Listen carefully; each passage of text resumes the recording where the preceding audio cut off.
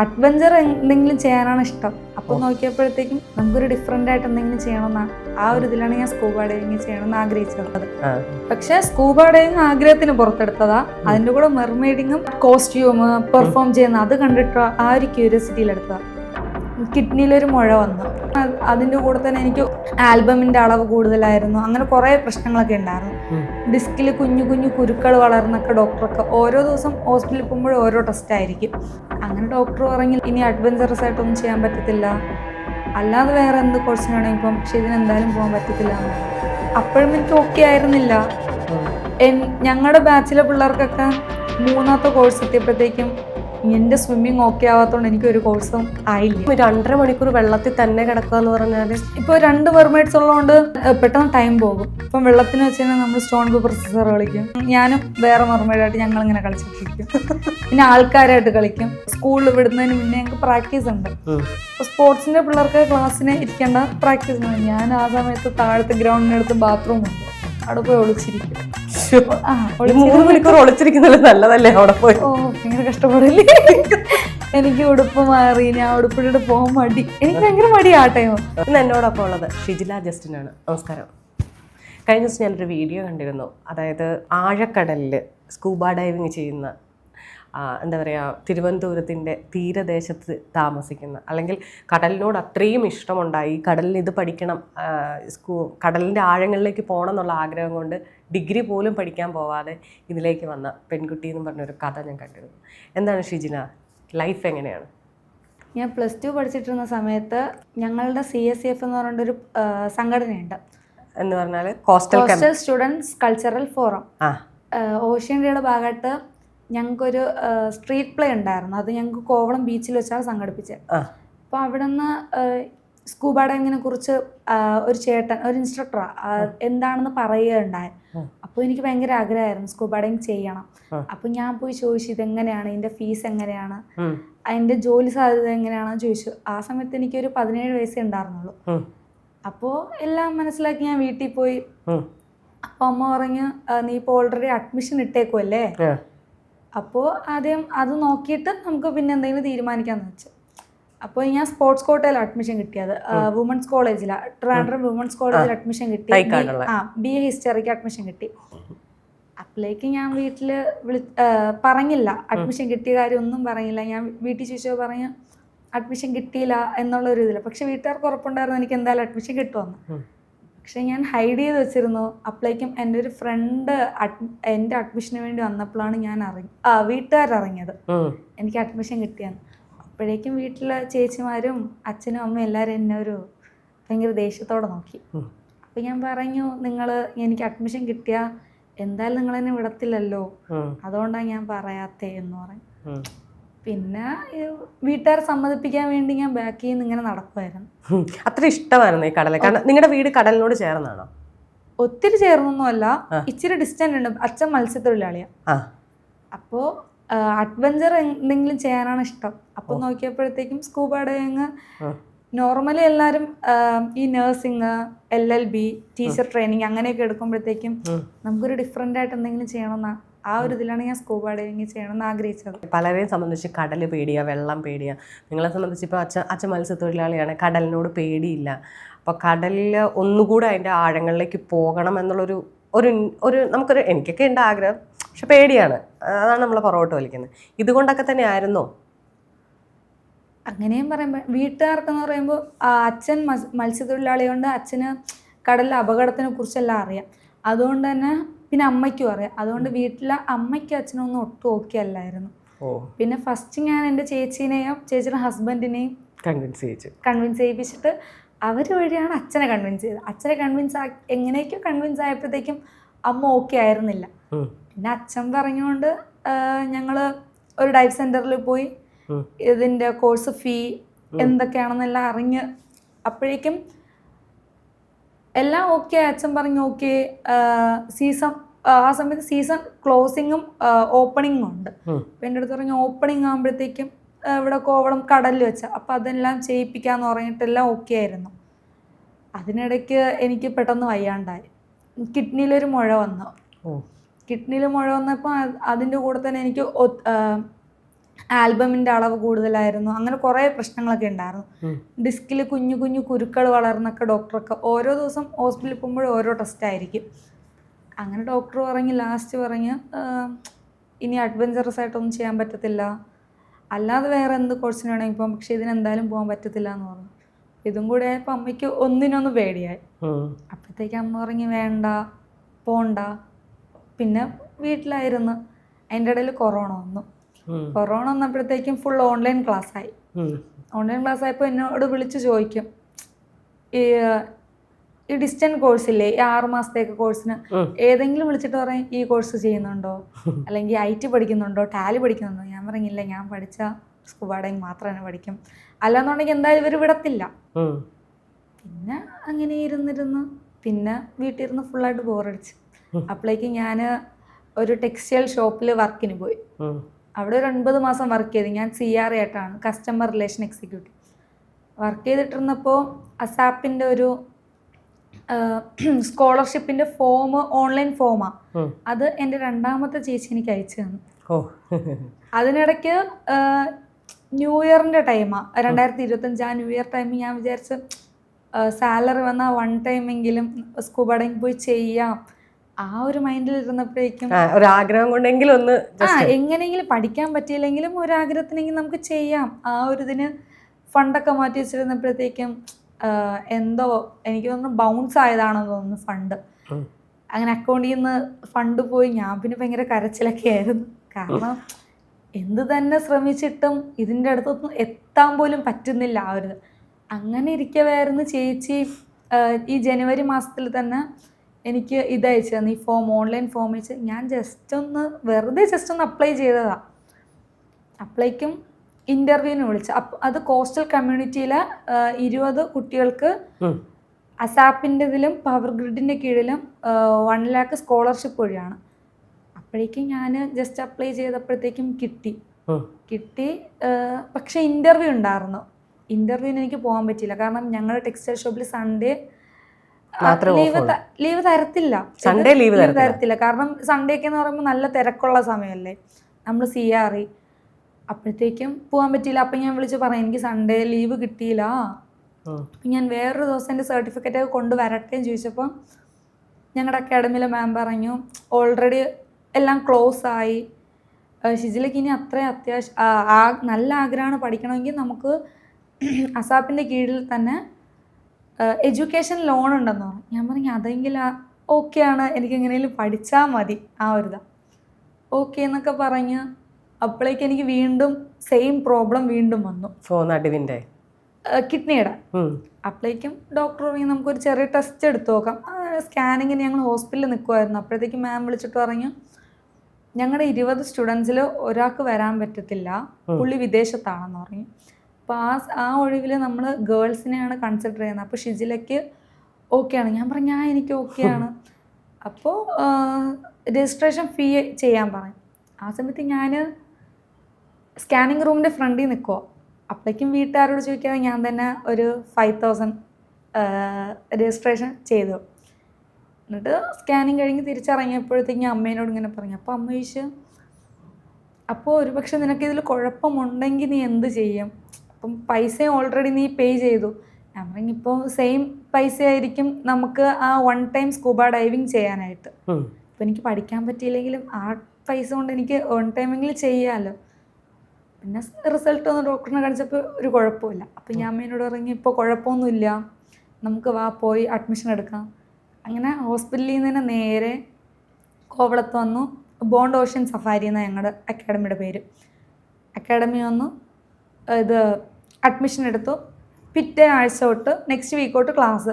അപ്പോൾ ഞാൻ അവിടെ വർക്ക് ചെയ്യുന്നത് കൊണ്ട് എനിക്ക് ഡെയിലി ക്ലാസ്സിന് വരാൻ പറ്റത്തില്ല. അപ്പോൾ ഞാൻ അവിടെ ഹോസ്റ്റലിലാണ് നിന്ന് വർക്ക് ചെയ്യുന്നത്.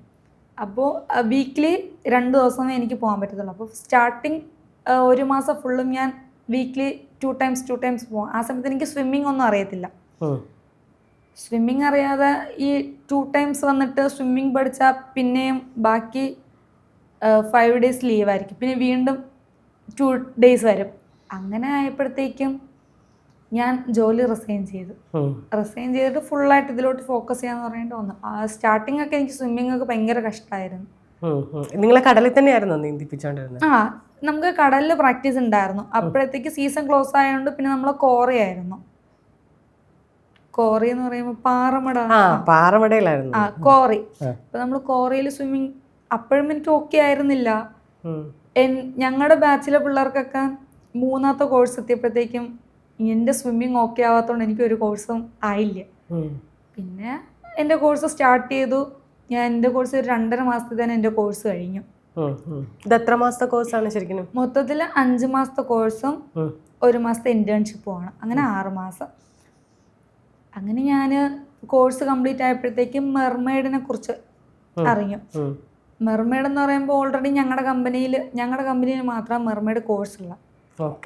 അപ്പം മെർമെയ്ഡ് പഠിച്ചു. മെർമെയ്ഡ് പഠിക്കുന്നത് നമ്മൾ ഈ വീഡിയോ ഒക്കെ കാണിച്ചു തരും, അവർ പെർഫോം ചെയ്യുന്ന. അപ്പോൾ അത് കണ്ടപ്പോഴേക്കും അല്ല, മത്സ്യകന്യക എന്നുള്ളൊരു കൺസെപ്റ്റ്, അതായത് നമ്മൾ ഈ അക്വേറിയങ്ങൾ ഇപ്പം ഒരുപാട് എക്സ്പോകൾ നടക്കും ഒരുപാട് സ്ഥലങ്ങളിൽ. അവിടെ ഒരു ജീവനുള്ള മനുഷ്യൻ ഈ അക്വേറിയത്തിനകത്ത് ഇങ്ങനെ കിടക്കുന്ന കാണുമ്പോൾ തന്നെ എനിക്ക് ഭയങ്കര ബുദ്ധിമുട്ടാണ്. ഞാൻ പറഞ്ഞില്ലേ, ആണുങ്ങളും കിടക്കാറുണ്ട് അല്ലേ വിദേശത്ത് അല്ലേ, വിദേശം. അപ്പോൾ ഇപ്പം ഈ പറയുന്ന പോലെ ഈ സ്കൂബ ഡൈവിങ്ങിന് ചെന്നിട്ട് മെർമെയ്ഡ് ഒരു തൊഴിലായിട്ട് പഠിച്ചതാണോ, അതോ ആ ഒരു ഭംഗി ഉണ്ടല്ലോ, ഈ മെർമെയ്ഡിനെ കാണാൻ ഭയങ്കര ഭംഗിയാണെന്നുള്ളൊരു കൺസെപ്റ്റ് ഉണ്ടല്ലോ നമുക്കൊക്കെ, അത് കണ്ടിട്ടാണോ അതോ ഫിനാൻസ് ഏതായിരുന്നു? അല്ല, എനിക്ക് അതിൻ്റെ എന്നുവെച്ചാൽ അങ്ങനെ പെർഫോം ചെയ്യണം എന്നുള്ള ഒരാഗ്രഹത്തിനായിരുന്നു മെർമെയ്ഡ് എടുത്തത്. പക്ഷെ സ്കൂബ ഡൈവിങ് ആഗ്രഹത്തിന് പുറത്തെടുത്തതാ. അതിൻ്റെ കൂടെ മെർമെയ്ഡിങ്ങും ആർട്ട് കോസ്റ്റ്യൂം പെർഫോം ചെയ്യുന്ന അത് കണ്ടിട്ട് ആ ഒരു ക്യൂരിയോസിറ്റിയിലെടുത്തതാ. സംഭവം കൊള്ളാം. നമ്മൾ എന്നുവെച്ചാൽ പുറത്തുള്ളവരൊക്കെ നമ്മൾ വെള്ളത്തിനടിയിൽ എന്നുവെച്ചാൽ ടാങ്കിൽ കിടക്കുമ്പോഴത്തേക്കും പുറത്തുള്ളവർ നമ്മളെ ഭയങ്കര അതിശയത്തോടെ നോക്കും. ഞങ്ങൾക്ക് കോംപ്ലിമെൻ്ററി കിട്ടിയിട്ടുണ്ട്. എന്നുവെച്ചാൽ പുറത്ത് നിൽക്കുന്നവരകത്ത് വന്നിട്ട് അവർക്ക് വിശ്വസിക്കാൻ പറ്റുന്നില്ല മനുഷ്യനാണ്. ചിലർ നമ്മൾ പുറത്തിറങ്ങുമ്പോൾ ഞങ്ങളോട് ചോദിക്കാം നിങ്ങളുടെ വാലെന്ത് ചെയ്യുന്നു ചോദിക്കാറുണ്ട്. ഞങ്ങൾ പറയാം അത് ജസ്റ്റ് ഡ്രസ്സ് മാത്രമാണെന്ന് പറയും. ഞങ്ങൾ പുറത്തിറങ്ങുമ്പോൾ തന്നെ ഞങ്ങളുടെ വർക്കിംഗ് ടൈം കഴിഞ്ഞ് ഞങ്ങൾ ജസ്റ്റ് വേറെ സ്ഥലമില്ല, അപ്പം ജസ്റ്റ് ഒന്ന് എക്സ്പോ ഫുള്ളായിട്ട് കാണാൻ വേണ്ടി പുറത്തിറങ്ങുമ്പോൾ ദേ ജൽപ്പരി പോകുന്നു. അത് കേൾക്കുമ്പോൾ തന്നെ നമുക്കേ എന്തോ അല്ലാതൊരു ഫീലിംഗ് ആയിരിക്കും. അല്ല, ഈ പറഞ്ഞ അവിടെ എത്ര മാസത്തെയായിരുന്നു ഈ കോഴ്സും? മെർമെയ്ഡ് മാക്സിമം ഒരു 2 വീക്സ് ഒക്കെ. നമുക്ക് നമ്മൾ ആ ഡ്രസ്സിനോടും ആ ഫിന്നുണ്ട്, ഫിന്നിനോട് നമ്മളെ ഡ്രസ്സിനോട് കംഫർട്ടബിൾ ആവണം. പിന്നെ നമുക്ക് കുറച്ച് സ്കിൽസ് ഉണ്ട്, ബബിൾ മേക്കിംഗ് ഉണ്ട്, അങ്ങനെ കുറച്ച് പഠിപ്പിച്ചിട്ടാ നമ്മളെ ഒരു മെർമെയ്ഡിങ്ങിന് വേണ്ടി വിടുന്നേ. അപ്പൊ ഈ പഠിപ്പിക്കുമ്പോ തന്നെ ഈ മത്സ്യകന്യക ആകാൻ വേണ്ടി പഠിപ്പിക്കുന്നത് തന്നെ നിങ്ങളെ ഇതുപോലെ ടാങ്കിൽ ഇത്രയും ഇതിലൊക്കെ തന്നെയാണോ പഠിപ്പിക്കുന്നത്? അല്ല, നമ്മൾ പൂളിലാണ് പഠിപ്പിക്കുന്നത്. പൂളിൽ പഠിപ്പിച്ചിട്ട് ഈ ഫസ്റ്റ് ആയിട്ട് മെർമെയ്ഡിങ്ങിന് പോകുമ്പോൾ തന്നെ നമ്മളെ ഈ വർക്കിങ്ങിന് തൊട്ട് മുന്നേ ഒരു കുറച്ച് ടൈം നമ്മൾ നേരത്തെ കൊണ്ടുപോയിട്ട് വെച്ചാൽ നമ്മൾ ഫസ്റ്റ് ടൈമിലെ ടാങ്കിൽ ഇറങ്ങുന്നേ, അതുകൊണ്ട് ആ ടാങ്കിലോട് കംഫർട്ടബിൾ ആകാൻ വേണ്ടി നമ്മളെ അല്ലാണ്ട് നേരത്തെ ഇറങ്ങാം. ഇപ്പം ഈ പറഞ്ഞ പോലെ ഈ മെർമെയ്ഡ് ആകാൻ പോകുമ്പോൾ അതുവരെ സ്വിമ്മിംഗ് പൂളിലാണ്. സ്വിമ്മിംഗ് പൂളിന് അത്യാവശ്യം നീളവും വീതിയും കാര്യങ്ങളും ഒക്കെ ഉണ്ട്. മാത്രമല്ല ഈ ഡ്രസ്സ് ഇടിയിച്ചിട്ടാണ് നിങ്ങൾ. അപ്പോൾ നിങ്ങൾക്ക് ഒന്നുമില്ലെങ്കിൽ അത്യാവശ്യം ഒരു ബോറടിക്കാതെ നിൽക്കാൻ പറ്റും. പക്ഷേ ഈ ടാങ്ക് എന്ന് പറയുന്നതിനകത്ത് എങ്ങനെയാണ് അത്രയും വലുതെന്ന് നമ്മൾ പറയല്ലേ, ശരിക്കും പറഞ്ഞാൽ നമ്മളെപ്പോഴും പറയുന്ന പോലെ തന്നെ എവിടെയെങ്കിലും കിടക്കുന്ന തോട്ടി കിടക്കുന്ന മീനെ പിടിച്ചോണ്ട് ഒന്ന് കുപ്പിക്കകത്തിട്ടാൽ എങ്ങനെ ഇരിക്കും, അതേ അവസ്ഥ. എങ്ങനെയായിരുന്നു അത് നമ്മൾ എൻജോയ് ചെയ്യുന്നുണ്ട്. എന്നുവെച്ചാൽ പുറത്തിപ്പോൾ കുട്ടികളൊക്കെ വരുമ്പോഴത്തേക്കും അവരായിട്ട് കളിച്ചിരിക്കുമ്പോഴത്തേക്കും നമുക്ക് നല്ല ടൈം പോകും. പിന്നെ അങ്ങനെ തന്നെ നല്ലൊരു ചിലർക്ക് ബോറിംഗ് ആയിരിക്കും. പിന്നെ നമ്മൾ നമ്മുടേതായിട്ടുള്ള പാട്ടൊക്കെ പാടി ഡാൻസ് ഒക്കെ കളിച്ച്, പിന്നെ പിള്ളേരുമുണ്ട്, വേറെ പാട്ട് നിങ്ങൾക്ക് കേൾക്കാൻ പറ്റുമോ? താഴോട്ട് ഒച്ചത്തിൽ കേൾക്കാൻ പറ്റില്ല, പക്ഷെ അത്യാവശ്യം നമുക്ക് പാട്ടൊക്കെ കേൾക്കാം. നമ്മൾ ഒത്തിരി ഓളിയത്തിൽ വെച്ചാൽ നമുക്ക് വെള്ളത്തിനടിയിൽ ഇരുന്നാലും പാട്ട് കേൾക്കാൻ പറ്റും. അപ്പോൾ ഈ പറയുന്ന പോലെ എൻ്റെ ഒരു സംശയമാണ് കേട്ടോ. അപ്പോൾ ഈ വാട്ടർ ടാങ്കിലേക്ക് നിങ്ങൾ എങ്ങനെയാണ്, കാരണം ഇത് നമ്മൾ നിൽക്കുന്ന ഹൈറ്റിനെ കഴിഞ്ഞ് ഹൈറ്റ് ഉണ്ട്, അപ്പോൾ നിങ്ങൾ എങ്ങനെയാണ് ഇതിനകത്തേക്ക് ഇറങ്ങുന്നത്? നമുക്ക് മുകളിലോട്ട് കയറാൻ സ്റ്റെയർ വെച്ചിരിക്കും, പിന്നെ പ്ലാറ്റ്ഫോം ഉണ്ട്. ആ പ്ലാറ്റ്ഫോമിൽ ഇരുന്നാൽ നമ്മൾ ഡ്രസ്സൊക്കെ ഇടുന്നത്, ടെയില് അതൊക്കെ അവിടെ വെച്ചിട്ട് തന്നെയാണ് ഇടുന്നത്. നമ്മളുടെ അപ്പർ ടോപ്പും നമ്മൾ അടിയിൽ നമ്മൾ പാൻസോ ടൈറ്റ്സോ ഇട്ടേക്കും. അപ്പോൾ അതിട്ടിട്ട് നമ്മൾ മേളിൽ പോയിട്ട് മേളിൽ നിന്നിട്ടാണ് നമ്മൾ ടെയിൽ ഇടുന്നത്. ടെയിൽ ഇട്ടിട്ട് ഫസ്റ്റ് കാല് വെച്ചിട്ട് പിന്നെ വെള്ളത്തിലോട്ട് ജമ്പ് ചെയ്യും. അപ്പോൾ ജമ്പ് ചെയ്യുമ്പോൾ ഇത് പൊട്ടാനുള്ള സാധ്യതകൾ വരില്ലേ? ഇല്ല, അത് അങ്ങനത്തെ രീതിക്ക് അവർ മാനുഫാക്ചർ ചെയ്തേക്കും. ആണല്ലേ? ഇതൊക്കെ സുരക്ഷ നോക്കിയിട്ടല്ലേ അവർ ചെയ്യത്തുള്ളൂ? എല്ലാത്തിനും നല്ല സുരക്ഷയുണ്ട്. ഏറ്റവും കൂടുതൽ ഞങ്ങൾ മലയാളികൾ കണ്ടേക്കുന്നത് വിദേശികളായിട്ടുള്ള ഇതിനെയാണ്. ഒരു മലയാളിയായിട്ടുള്ള ഒരു മെർമെയ്ഡ് ഉണ്ട്. നിങ്ങളുടെ കൂട്ടത്തിൽ എത്രയോ പേരില്ലേ? ഞങ്ങളൊരു മലയാളി മെർമെയ്ഡ്സ് കുറച്ചധികം പേരുണ്ട് ഇപ്പോൾ തന്നെ ഉണ്ട്. നിങ്ങളെല്ലാം എക്സ്പോ വഴിയാണ് പോകുന്നത്? ഞങ്ങൾ കമ്പനിയിൽ നിന്ന് നമ്മൾ ഓരോ സ്ഥലത്തോട്ട് അവർ എക്സ്പോ ഈ കോൺട്രാക്ട് എടുക്കും. കോൺട്രാക്ട് എടുത്തിട്ട് നമ്മൾ ഇത്ര മെർമെയ്ഡ്സ് എന്ന് പറഞ്ഞിട്ട് കമ്പനി കൊടുക്കും. അങ്ങനെയാണ് ഞങ്ങൾ പോകുന്നത്. അപ്പോൾ ഈ ഇതിൽ വെള്ളത്തിനകത്ത് നിൽക്കുമ്പോൾ കാഴ്ച കാണാൻ നമ്മൾ മാസ്ക് ഉപയോഗിക്കും. മാസ്ക് ഉപയോഗിക്കുമ്പോൾ പുറത്തുള്ളത് നമുക്ക് നല്ല ക്ലിയർ ആയിട്ട് കാണാൻ പറ്റും. അങ്ങനെയാണ് നിങ്ങൾ ഞങ്ങൾക്ക് ടാറ്റ തരുന്നത്? കാരണം നമുക്ക് ഇപ്പോൾ പുറത്തുള്ളവർ നമുക്ക് ഹായ് കാണിക്കുന്ന, അപ്പം നമുക്കൊന്നും കാണിക്കാൻ പറ്റില്ല. അവർ ചോദിക്കും ഇതെന്താ, ഇവർ റെസ്പോൺസ് ചെയ്യുന്നില്ല. അപ്പം നമ്മൾ മാസ്ക് വയ്ക്കുമ്പോഴത്തേക്കും നമുക്ക് പുറത്തുള്ളവരെയൊക്കെ നല്ല ക്ലിയർ ആയിട്ട് കാണാൻ പറ്റും. എത്ര മിനിറ്റ് വരെ ഇങ്ങനെ ശ്വാസം പിടിച്ചു വെക്കാൻ പറ്റും? നമ്മൾ ശ്വാസം പിടിച്ച് താഴോട്ട് പോകുമ്പോഴത്തേക്കും നമുക്ക് ഈ പെർഫോം ചെയ്യണം. അപ്പോൾ നമ്മളിപ്പം ഫ്ലൈയിങ് കിസ് ആയിരുന്നാലും ബബിളിൽ നമ്മൾ ലവ് ഒക്കെ മേക്ക് ചെയ്യും. ബബിളിൽ ലവ് മേക്ക് ചെയ്യും, പിന്നെ റിങ്സ് മേക്ക് ചെയ്യും. അപ്പോഴത്തേക്കും നമ്മൾ എയർ റിലീസ് ചെയ്തിട്ടേ ഇരിക്കും. അപ്പോൾ എയർ റിലീസ് ചെയ്യുമ്പോൾ നമുക്ക് എന്തെങ്കിലും ആ ടൈം എയർ ഇല്ല തോന്നുമ്പോൾ നമ്മൾ മുകളിൽ വരും. പിന്നെ ഒരു 5 സെക്കൻഡൊക്കെ റിലാക്സ് ചെയ്തിട്ട് വീണ്ടും ബ്രീത്ത് എടുത്തിട്ട് വീണ്ടും താഴോട്ട് പോകും. അപ്പോൾ നമ്മൾ ഫ്ലിപ്പൊക്കെ അടിക്കും.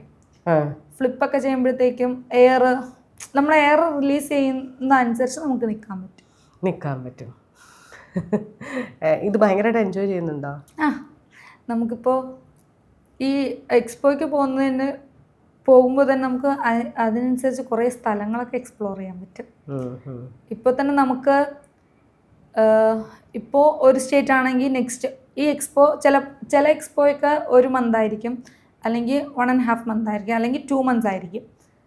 അപ്പോൾ അത് കഴിഞ്ഞ് അടുത്ത സ്ഥലത്തോട്ട് ഷിഫ്റ്റ് ആകും. ഇപ്പോൾ ഞാനിപ്പോൾ ലാസ്റ്റായിട്ട് ഗുജറാത്തിൽ നിന്നിട്ട് നേരെ പോയത് ആസാമിലോട്ടാണ്.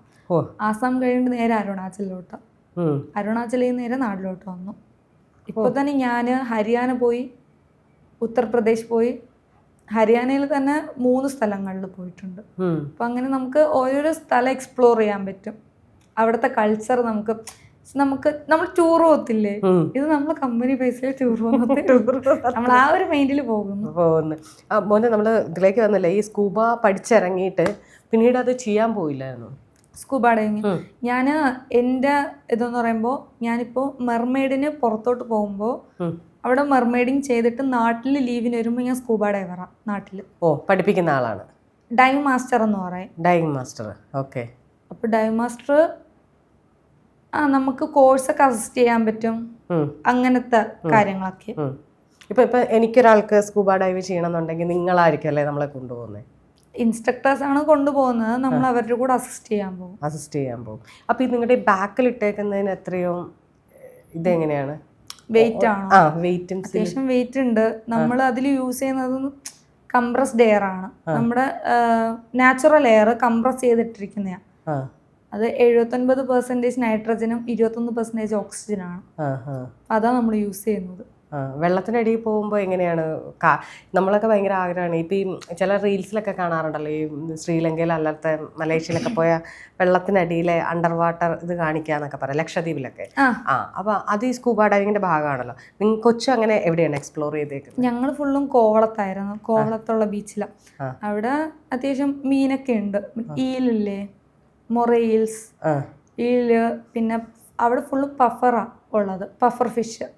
അത് പറഞ്ഞ് എനിക്കറിയില്ല. പഫർ ഫിഷ് എന്ന് പറയുമ്പോൾ നമ്മൾ കരയിൽ കൊണ്ടുവരുമ്പോൾ വീർക്കത്തില്ലേ, അതാണ് പഫർ ഫിഷ്.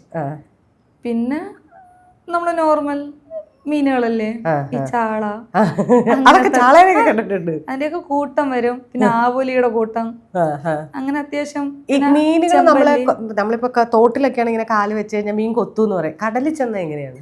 മീനൊന്നും നമ്മള് കൊത്തതും നമ്മളങ്ങോട്ട് പോകുമ്പോൾ തന്നെ അത് അതിൻ്റെതായിട്ടുള്ള വെയിൽ പോവും, നമ്മൾ അതിൻ്റെതായിട്ടുള്ള വെയിൽ. നിങ്ങൾക്ക് എത്ര മീറ്റർ വരെ പോവാം കടലിന്റെ? ഞങ്ങൾക്ക് 30 മീറ്റർ വരെ പോവാം. ആഴത്തിലേക്കല്ലല്ലോ? ആഴത്തിലോട്ടാണ് 30 മീറ്റർ. ആണോ? അല്ലാണ്ട് ദൂരം എന്തോ വരെ പോവാം? അതങ്ങനെ ഒന്നുമില്ല, ദൂരം അത് നമുക്ക് ഡൈവ് സൈറ്റ് ഉണ്ട്. അവിടെ മാത്രമേ ഇറങ്ങാൻ പറ്റത്തുള്ളൂ. ഓക്കെ. അപ്പോൾ ഈ ഇപ്പോൾ കോവളത്താണെങ്കിൽ എത്ര ദൂരം ചെന്നിട്ടാണ് നിങ്ങൾ ഡൈവ് ചെയ്യുന്നത്? അത് നമ്മൾ മീറ്റർ അനുസരിച്ചായിരിക്കും താഴോട്ട് പോകുന്നത്.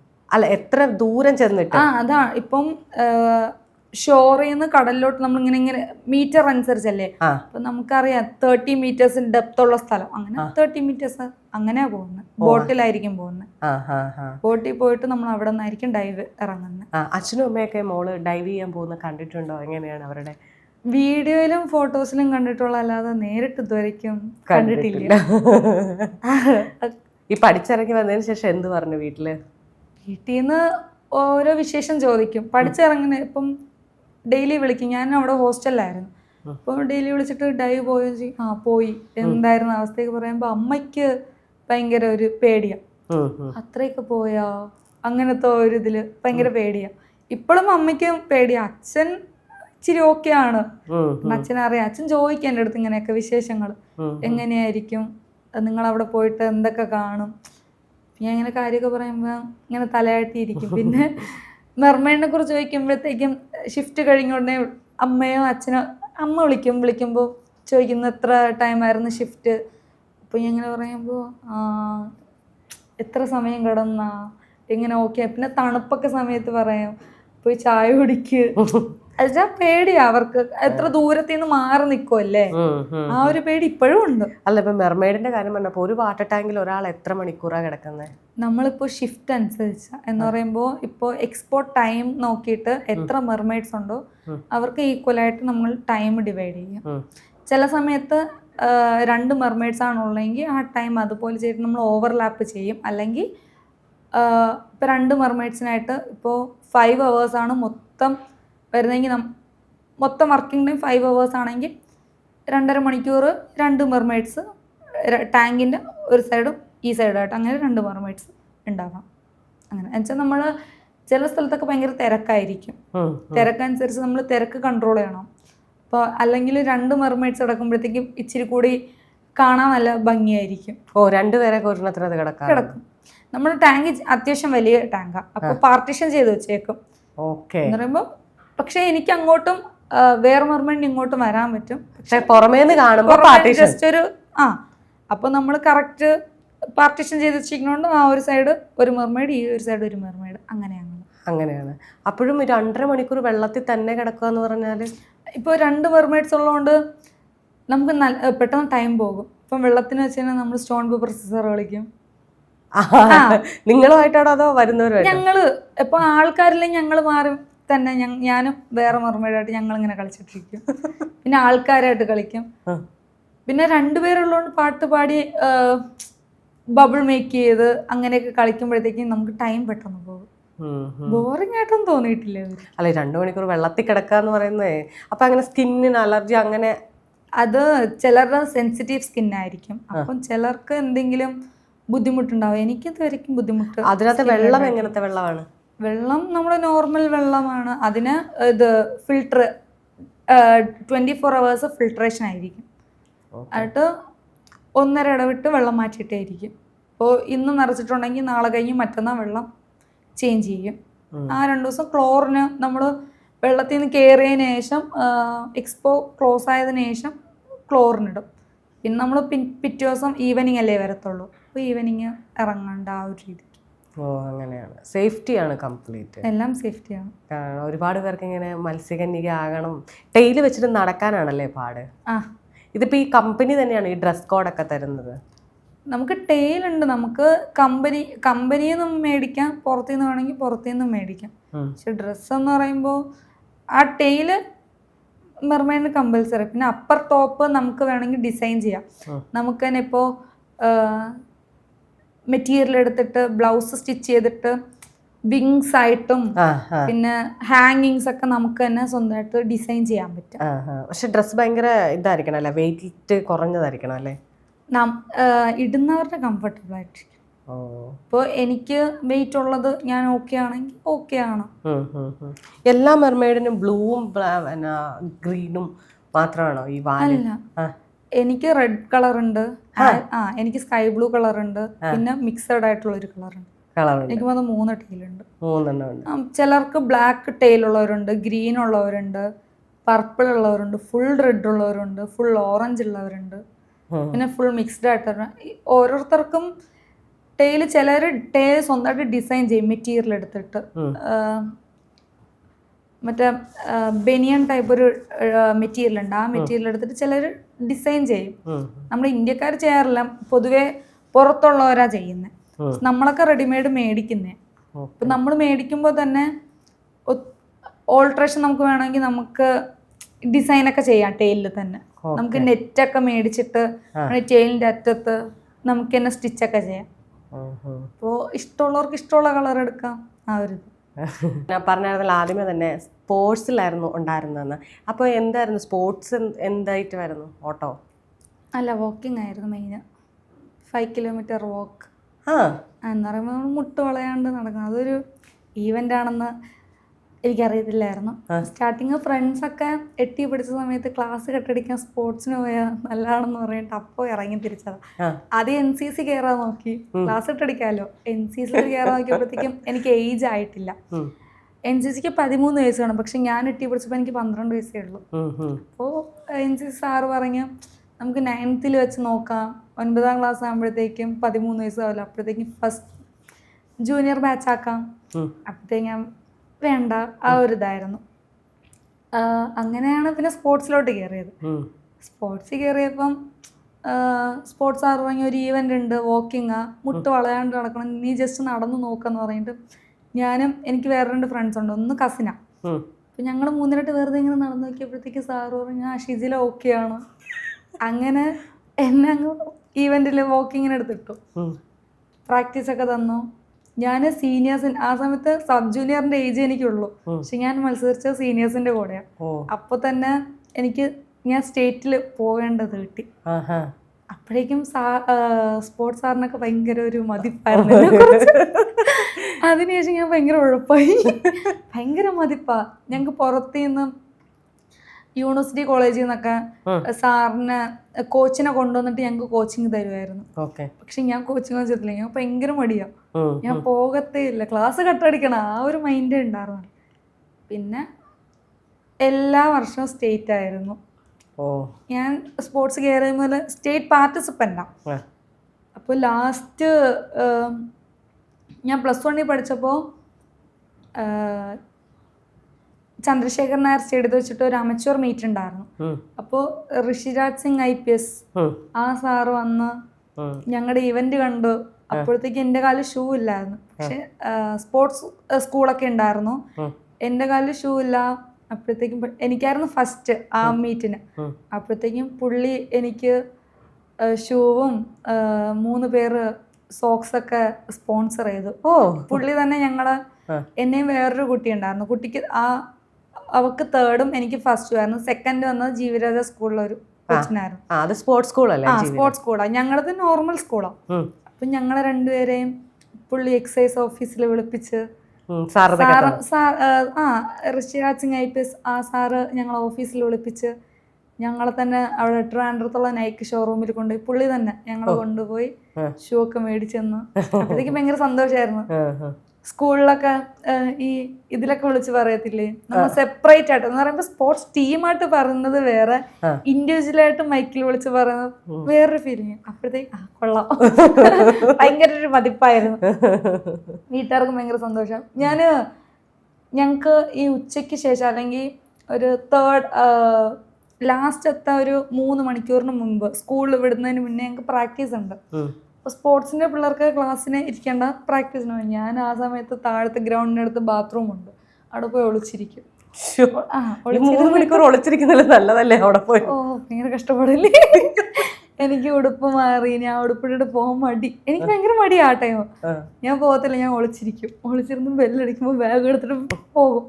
അപ്പോഴേക്കും വീട്ടിൽ സാറ് വിളിച്ച് പറഞ്ഞു ഷിജില പ്രാക്ടീസിനൊന്നും വരുന്നില്ല. പിന്നെ വീട്ടിൽ നിന്ന് വിളിച്ച് സാറിനോട് പറഞ്ഞ് എന്നെ 5 മണി അല്ലെങ്കിൽ 6 മണി കഴിയാണ്ട് ഗ്രൗണ്ടിൽ നിന്ന് വിടണ്ട, ഗ്രൗണ്ടിൽ ഷിജില വന്നില്ലെങ്കിൽ വിളിച്ച് പറഞ്ഞാൽ മതി. സ്പോർട്സിനൊക്കെ ഭയങ്കര സപ്പോർട്ടാണ് വീട്ടിൽ നിന്ന്, കാരണം പ്രൈസ് കിട്ടുന്നുണ്ടല്ലോ, അങ്ങനെ ഭയങ്കര സപ്പോർട്ടാണ്. പിന്നെ +2 ഞങ്ങളുടെ ഇവൻറ്റിൽ ഡിസ്ട്രിക്ട് മീറ്റിൽ ഫസ്റ്റ് ആയിരുന്നു. അപ്പം ന്യൂസ് പേപ്പറിലൊക്കെ ഇൻഡിവിജ്വലി ഫോട്ടോയൊക്കെ വന്നു. അപ്പോഴേക്കും വീട്ടിലപ്പോൾ ന്യൂസൊക്കെ പേപ്പർ വരുത്തുമായിരുന്നു. അപ്പോൾ വീട്ടുകാർ കണ്ടപ്പോഴത്തേക്കും ഭയങ്കര സന്തോഷമായിരുന്നു. അപ്പോൾ ആ കട്ടിങ്സ് ഒക്കെ ഞാൻ എടുത്ത് വയ്ക്കും. ഞാൻ ജസ്റ്റ് ക്ലാസ് കട്ടടിക്കുന്ന ഒറ്റ ഒരു ഇതിലാണ് വന്നു. പക്ഷെ ഇത്ര ഇതാവുമെന്ന് ഞാൻ വിചാരിച്ചില്ല. പിന്നെ +2 കഴിഞ്ഞപ്പോഴാണ് എനിക്ക് സ്കൂബ ഡൈവിങ്ങിലോട്ട് പോകണം. അപ്പോഴേക്കും വീട്ടുകാരും സാറൊക്കെ പറഞ്ഞു സ്പോർട്സ് കോട്ടിൽ അഡ്മിഷൻ ഇടും. അപ്പോഴത്തേക്കും മനസ്സോടെയാണ് അഡ്മിഷനൊക്കെ ഇട്ടത്. പക്ഷെ കിട്ടുമെന്ന് എനിക്ക് കിട്ടുമെന്ന് ഉറപ്പുണ്ടായിരുന്നു, വീട്ടുകാർക്ക് അറിയാമായിരുന്നു. ഞാൻ പറഞ്ഞില്ല.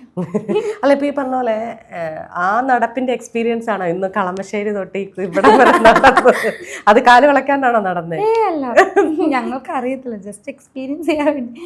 അപ്പം ഇപ്പൊ എനിക്ക് ഞാനിങ്ങനെ ആലോചിച്ചു എങ്ങനെയാ നടക്കാൻ ഇത്ര ഇഷ്ടം വന്നേന്ന്. ഇപ്പൊ എനിക്ക് മനസ്സിലായി നടക്കാൻ എന്തുകൊണ്ടാണ് ഇഷ്ടം തോന്നിയത്. എനിക്ക് മനസ്സിലായി. ഞാൻ നോക്കിയപ്പോഴത്തേക്ക് മാപ്പിൽ ഒരു 1.5 കിലോമീറ്റർ നടക്കാം. ടൈമുണ്ട് 1.5 എന്ന് പറയുന്നത് ഞങ്ങളുടെ എനിക്ക് പുഷ്പം പോലത്തെ സ്ഥലമാണല്ലേ. ഞാൻ ഫുൾ പ്രാക്ടീസ് 5 കിലോമീറ്റർ ആയിരുന്നു. അത് നമ്മൾ സ്ലോലി അല്ല, മുട്ട് വളയ്ക്കാണ്ട് ഫാസ്റ്റിലാ നടക്കേണ്ടത്.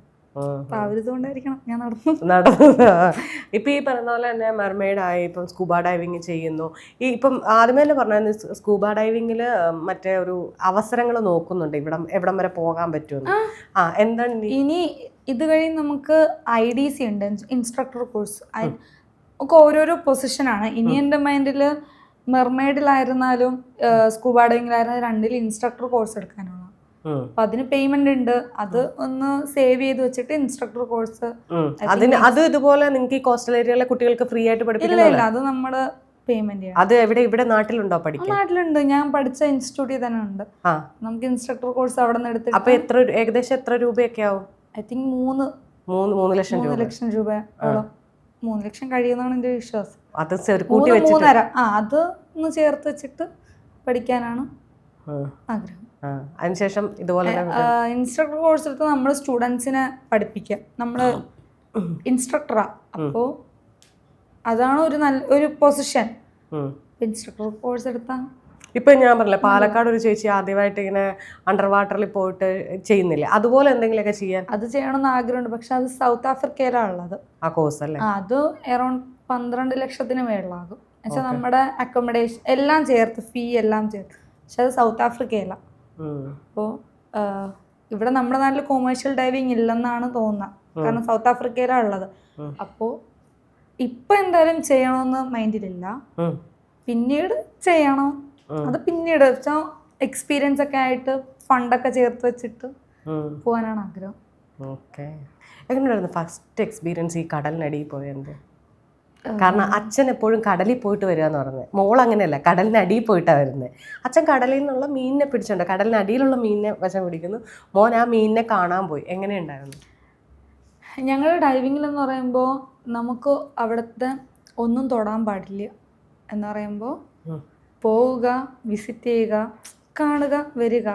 എന്നുവെച്ചാൽ നമ്മൾ പാറയോ മീനുകളെയോ ഒന്നും തൊടാൻ പാടില്ല. അതെന്താ? അത് അങ്ങനെയാണ്. കാരണം നമ്മൾ അവരുടെ ലോകത്ത് നമ്മളാ കൂടി കടന്നു ചെല്ലുമ്പോൾ അവർ നമ്മൾ ഡിസ്റ്റർബ് ചെയ്യരുത്, അതാണ്. പക്ഷേ എൻ്റെ ഒരു ഇത് വെച്ചിട്ട് ഞാൻ അങ്ങനെയല്ല.